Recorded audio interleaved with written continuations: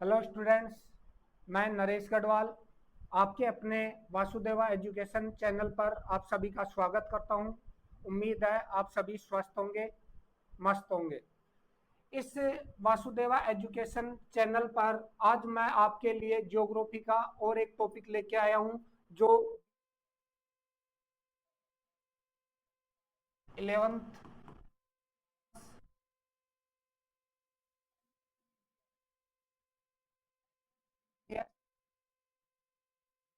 Physical geography physical geography के लिए समान रूप से महत्व रखता है। इस वीडियो से पूर्व हमने बात की थी पृथ्वी की आंतरिक संरचना से संबंधित कुछ वीडियो डाले थे। उन पृथ्वी की आंतरिक संरचना में हमने देखा था कि सतह से लेकर गहराई तक पृथ्वी का आंतरिक भाग है वो ठोस अवस्था में पाया जाता है या तरल अवस्था में पाया जाता है। लेकिन आज हम बात करेंगे पृथ्वी की ऊपरी सतह की, जिस पर हम निवास करते हैं, जिसको हम प्रत्यक्ष रूप से देखते हैं। इस पृथ्वी के ऊपरी सतह पर अगर देखा जाए तो धरातलीय जो उच्चावच है उन उच्चावचों में बहुत ज्यादा विविधता पाई जाती है। कहीं पर महाद्वीपीय क्षेत्र का विस्तार है, कहीं पर महासागरीय विस्तार पाया जाता है, कहीं पर पर्वत है, पठार है, मैदान है, घाटियां हैं। तो इन सब की उत्पत्ति कैसे हुई, इन सब के उत्पत्ति को समझाने के लिए कौन कौन से सिद्धांतों का प्रतिपादन किया गया, उसी से संबंधित आज का जो टॉपिक है अपना वो है प्लेट की प्लेट सिद्धांत।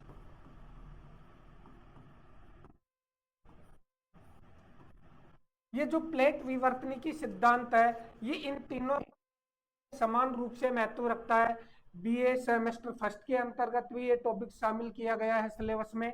11th की फिजिकल ज्योग्राफी में भी आता है और एमए प्रीवियस का जो कंपलसरी पेपर है फिजिकल ज्योग्राफी उसके सिलेबस में भी इसको शामिल किया गया है। तो ऐसे में ये तीनों क्लासों के लिए समान रूप से महत्व रखता है। इस प्लेट विवर्तनिकी सिद्धांत की बात करें तो सबसे पहले बात आती है कि हम प्लेट कहेंगे किसे। तो पृथ्वी का जो सबसे पृथ्वी का सबसे ऊपरी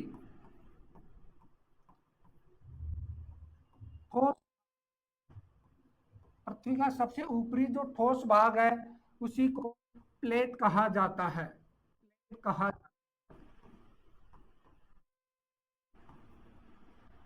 पृथ्वी की जो सबसे ऊपरी ठोस भाग है इसी को हम क्या कह देते हैं, प्लेट कह देते हैं। ये मूल रूप से क्रस्ट और क्रस्ट के नीचे स्थित मेंटल मेंटल के ऊपरी भाग से ऊपरी मिलकर बनी है मिलकर बनी है। ऐसा नहीं है कि प्लेट के अंतर्गत सिर्फ लिथोस्फीयर या स्थल मंडल को ही शामिल किया जाता है। इस लिथोस्फीयर या क्रस्ट के नीचे जो दूसरी परत पाई जाती है मेंटल, इस मेंटल का भी कुछ भाग है वो हमारी इस प्लेट के अंतर्गत शामिल किया जाता है, जिसकी मोटाई इस प्लेट की औसत जो मोटाई होती है, मोटाई है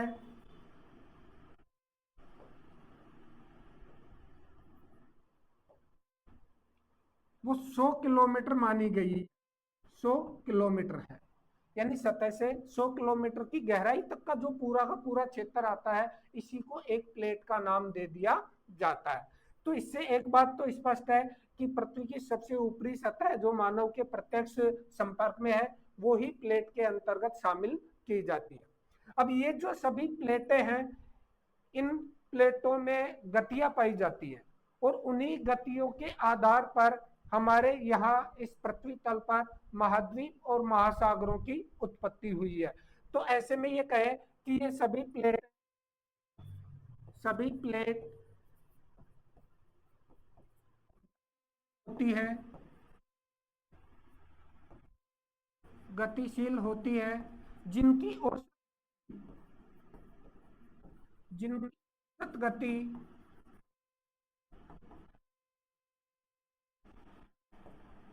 2 से 10 सेंटीमीटर प्रति वर्ष होती है, प्रति वर्ष होती है।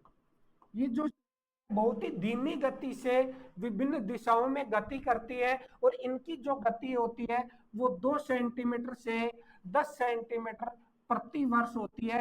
ये हमें ये महसूस नहीं होती कि ये प्लेटें हैं वो गति कर रही है। इन प्लेटों के ऊपर यानी पृथ्वी की ऊपरी सतह के ऊपर मूल रूप से या तो हमें स्थलीय क्षेत्र दिखाई देता है या जलीय क्षेत्र दिखाई देता है। तो ऐसे में इन जो प्लेटों को जल एवं स्थल के विस्तार के आधार पर अगर देखें तो मूल रूप से 3 भागों में विभाजित किया जाता है। ये 3 प्रकार की जो प्लेटें हैं वो कौन कौन सी हैं देखिए।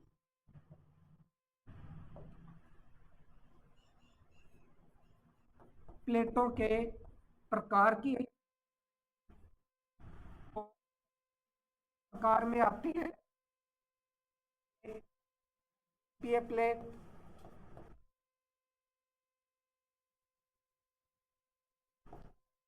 द्वीपीय प्लेट, एक आती है महासागरीय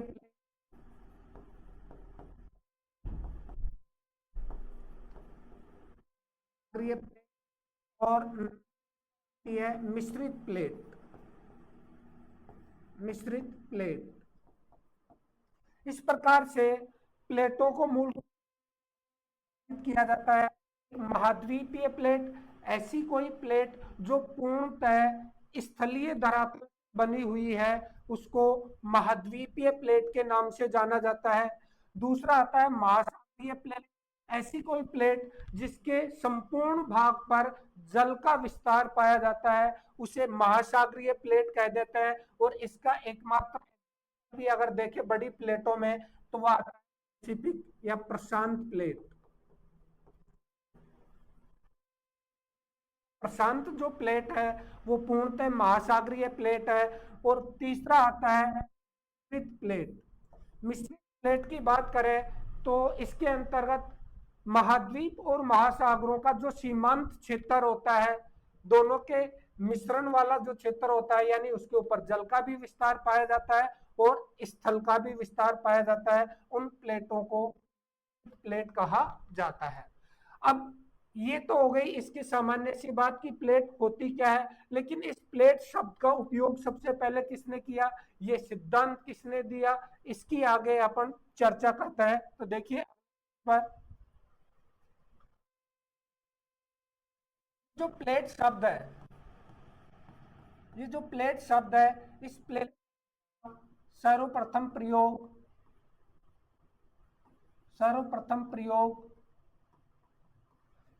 कनाडा के भूगर्भ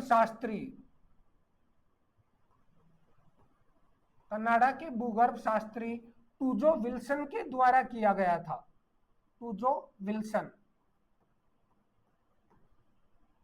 टूजो विल्सन ने 1955 में इस शब्द का पहली बार उपयोग प्लेट शब्द के लिए। अब ये जो सिद्धांत है प्लेट विवर्तन के सिद्धांत जिसकी अपन यहां चर्चा कर रहे हैं, ये प्लेट सिद्धांत प्लेट विवर्तनिकी सिद्धांत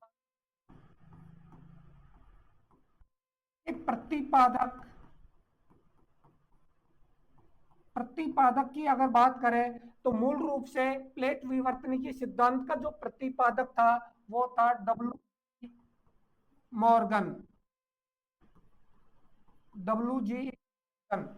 अमेरिकी भूगर्भवेत्ता थे,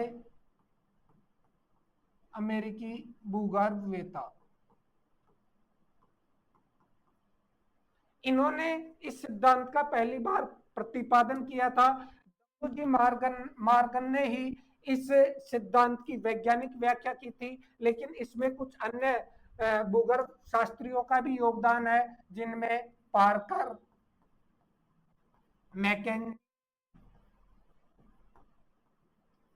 मैकेंजी एवं टूजो विल्सन।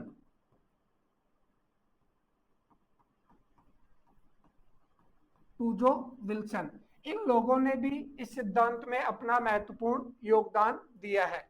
ये जो प्लेट विवर्तनिकी सिद्धांत है, इसकी उत्पत्ति के पीछे का आधार क्या है, इस सिद्धांत को क्यों प्रतिपादित किया गया, तो इसकी अगर बात करें तो हमने देखा था पहले, इससे पूर्व कुछ सिद्धांतों का और महाद्वीपीय वाह्य सिद्धांत, महाद्वीपीय सिद्धांत जो वेगनर ने दिया था 1912 में। एक आता है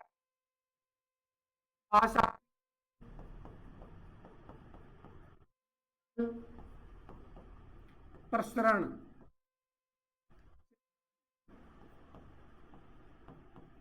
महासागरीय तल प्रसरण सिद्धांत, ये दिया था हैरी हैस ने 1960 में। तो इन सिद्धांतों के गहन अध्ययन के बाद डब्ल्यूजी मॉर्गन, पार्कर, मैकेंजी और टूजो विल्सन ने एक नए सिद्धांत का प्रतिपादन किया, सिद्धांत। इसका जो प्रतिपादन है वो मूल रूप से 1967 में किया गया था। 1967 में इस सिद्धांत का प्रतिपादन किया गया था। इस प्लेट विवर्तनिकी सिद्धांत में कुछ ऐसे शब्दों का बार बार उपयोग होता है जिनको हम अक्सर एक ही समझ बैठते हैं, लेकिन उनमें डिफरेंस होता है। उनकी अगर हम बात करें तो एक शब्द आता है प्लेट सीमा।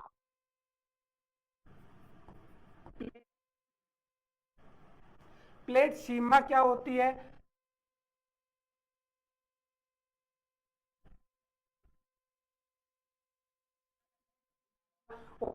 अगर यही कहें कि प्लेट विवर्तनिकी,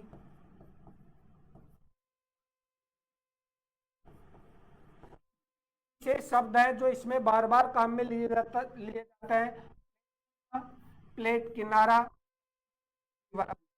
प्लेट बात करें तो ये होता है दो प्लेटों के मध्य का सरमंडल,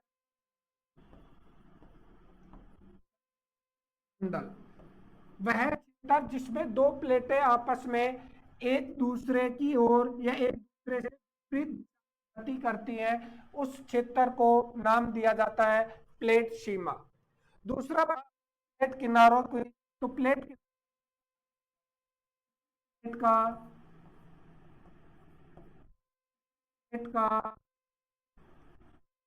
सीमांत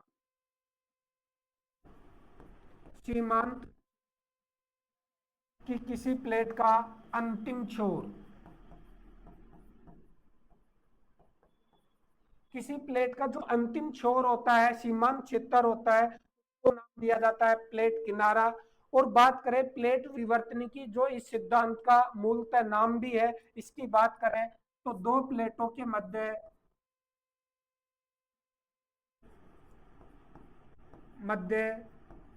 स्थित संचलन मंडल में होने वाली घटनाएं, दो प्लेटों के मध्य जो संचलन मंडल होता है, हम प्लेट सीमा, संचलन मंडल में कौन कौन सी घटनाएं घटित होती है, उन्हीं घटनाओं को नाम दे दिया जाता है प्लेट विवर्तनिकी। अगर हम देखें तो ये जो तीनों शब्द हैं, इनका अर्थ अपने को अलग होता है और प्लेट विवर्तनिकी अलग होता है। इन सबके साथ साथ जैसा कि पहले ही बताया कि प्लेट की जो प्रतिपादक है डब्ल्यू मॉर्गन, इस मॉर्गन ने हमारी इस संपूर्ण पृथ्वी को, मॉर्गन ने संपूर्ण पृथ्वी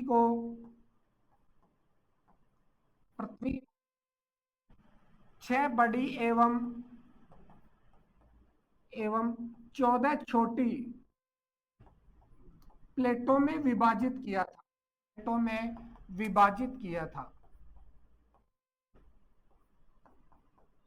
यानी मॉर्गन के अनुसार हमारी इस पूरी पृथ्वी पर बड़ी प्लेटों की संख्या कितनी है?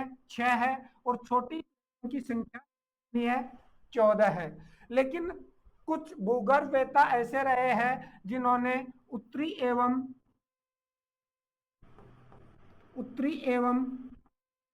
अमेरिका को, दक्षिणी अमेरिका को प्लेट माना है, अलग प्लेट। अगर इन दोनों अमेरिका को अलग अलग मान लिया जाए, उत्तरी अमेरिका अलग प्लेट और दक्षिणी अमेरिका, तो ऐसे में इन बड़ी प्लेटों की संख्या है। वैसे मॉर्गन ने इनकी संख्या है वो 6 बताई है। छोटी प्लेटों की संख्या मॉर्गन ने बताई 14। लेकिन वर्तमान समय में अगर देखें तो अमेरिका की जो अंतरिक्ष एजेंसी है नासा के अनुसार प्लेटों की संख्या की अगर बात करें तो अधिक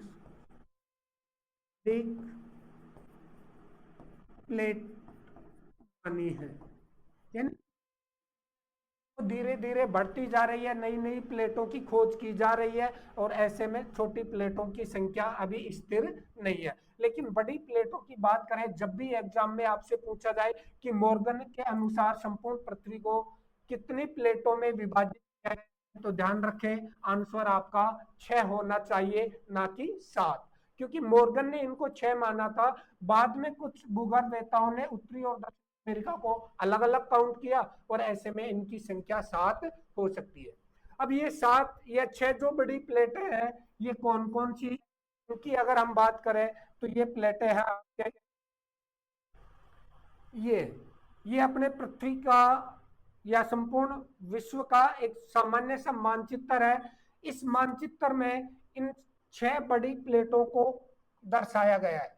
ये 6 बड़ी प्लेटें कौन कौन सी है? सबसे पहले बात करें तो पहली प्लेट आती है Pacific plate, number 1 Pacific plate, प्रशांत महासागरीय प्लेट। और जैसा कि मैंने पहले भी बता दिया कि ये बड़ी प्लेटों में एकमात्र ऐसी प्लेट है जो पूर्णतः महासागर में स्थित है, तो इसको हम महासागरीय प्लेट के अंतर्गत काउंट करते हैं। दूसरी जो प्लेट आती है मॉर्गन के अनुसार, वो ये आती है अमेरिकन प्लेट। अमेरिकन प्लेट जिसमें उत्तरी अमेरिका आ गया, और साथ ही साथ ये जो सागर है, सागर है, इसका पश्चिमी भाग इस किया जाता है। तो इन दोनों महाद्वीपों और इस महासागर को मिलाकर ये दूसरी प्लेट है, ये अमेरिकन प्लेट। तीसरी प्लेट की बात करें तो तीसरी प्लेट आती है, यूरोप आ जाता है, और एशिया का दक्षिणी भाग जिसमें भारत भी है, उसको अगर छोड़ दिया जाए तो संपूर्ण एशिया इसी में आता है, तो इसलिए नाम दे दिया जाता है यूरेशियन प्लेट। ये तीसरी प्लेट है। उसके बाद अगर चौथी प्लेट की बात करें तो प्लेट नंबर 4 है African plate. African plate, African plate में अफ्रीका महाद्वीप आ गया, साथ ही साथ अंध महासागर का पूर्वी तट भाग आ गया, और हिंद महासागर का भी भाग शामिल किया जाता है। 5वें नंबर पर जो प्लेट आती है वो है इंडो